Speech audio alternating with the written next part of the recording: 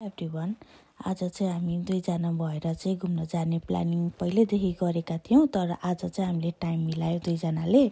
अनि हामी चाहिँ पुन हिलको लागि चाहिँ हामीले यात्रा सोचेका थियौँ। त्यस पछाडि हामीले चाहिँ बेसी सहरबाट हाम्रो यात्रा सुरुवात गऱ्यौँ। बेसी सहरबाट यता सुन्दर बजार हुँदै हामी चाहिँ यतापट्टि मध्य नेपालको बाटो बेगनास तालको भ्यूहरू हेर्दै हामी चाहिँ पोखरा जाने सोच्यौँ। त्यस पछाडि कति राम्रो छ कि हेर्नु न बेगनास ताल, त्यहाँबाट कस्तो राम्रो देखिन्छ।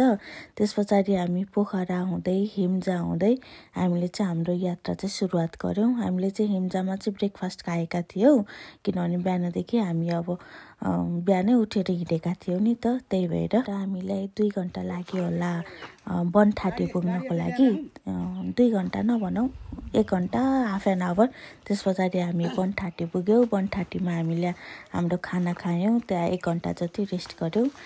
अनि त्यस पछाडि हामी अब कोखेडाँडातिर लाग्यो। कोखेडाँडा चाहिँ हाम्रो बनठाटीबाट उकालो लाग्नुपर्छ। अर्को बाटो पनि छ, तर के अरे सबैजनाले चाहिँ उता घोरेपानी हुँदै पुनिल हुँदै कोखेडाँडाबाट झर्नु हुँदो रहेछ। तर हामीले चाहिँ अब यताबाट सबैको रिभ्यू चाहिँ के आयो भने कोखेडाँडा हुँदै गयो भने चाहिँ राम्रो हुन्छ भनेर रिभ्यू दिनुभयो सबैले। यस्तो बाटो जानुपर्छ गाइज, कोही पनि नहिँड्ने रहेछन् फेरि। अनि हामी कोखेडाँडाबाट माथि जङ्गलतिर गए पछाडि हामी बेसरी थाकेका थियौँ। बिचमा चाहिँ रेस्ट गर्दै ड्रिङ्क्सहरू लिँदै बल्ल बिचमा एउटा जङ्गलको बिचमा चाहिँ हामीले एउटा कटेज भेट्यौँ। कटेजमा चाहिँ सानो सानो 2टा कुकुरहरू चाहिँ पालेको रहेछ। कति क्युट थियो कि दुइटै, कति क्युट थियो। हामी चाहिँ एकछिन त्यहाँ रेस्ट गऱ्यौँ। अनि त्यस पछाडि अनि कुकुरहरूसँग खेल्नु भयो भए चाहिँ अनि हामीले चिया मगायौँ, चिया खायौँ। 1 घन्टा जति, 1 घन्टा नभनौँ आधी घन्टा जति हामीले त्यहाँ चाहिँ रेस्ट गरेर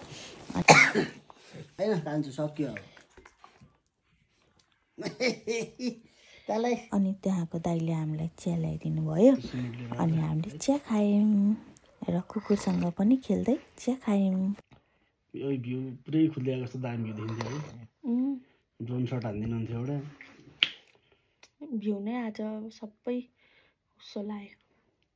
भोलि मर्निङ कस्तो हुन्छ थाहा छैन गाइज।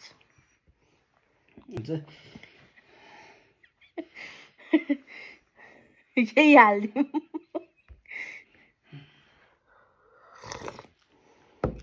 मलाई हेप्ने गाइज है।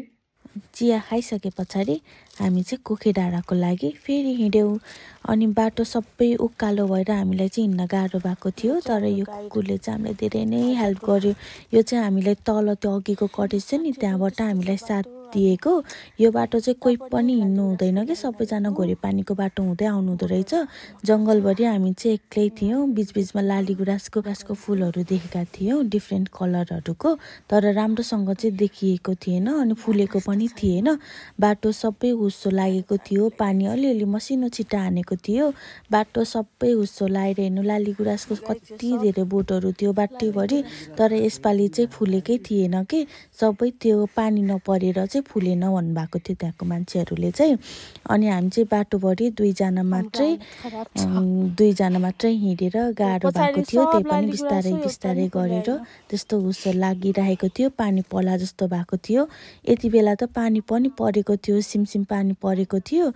त्यही पनि अब हामीलाई त्यही जानु छ नि त जसरी पनि अनि अँधेरो हुन लागिसकेको थियो। बल्ल बल्ल हामी चाहिँ आपा कटेजमा पुग्यौँ गाइज। अनि हामी चाहिँ आजको रात चाहिँ यहीँ आपा कटेजमा नै स्टे गऱ्यौँ। अनि यहाँको दाइहरूले पनि बिचबिचमा चाहिँ कन्ट्याक्ट गरिराख्नु भएको थियो किनभने टाढा थियो नि त।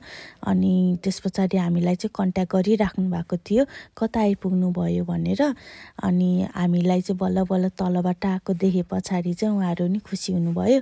अनि हामीले चाहिँ त्यहीँ स्टे गऱ्यौँ। कोखेडाँडामा चाहिँ एउटा मात्रै यो कटेज छ, अरू कुनै पनि कटेज छैन। अनि हामीले चाहिँ त्यहीँ स्टे गर्नुपर्छ, त्यही भएर हामी त्यहीँ बस्यौँ। By by.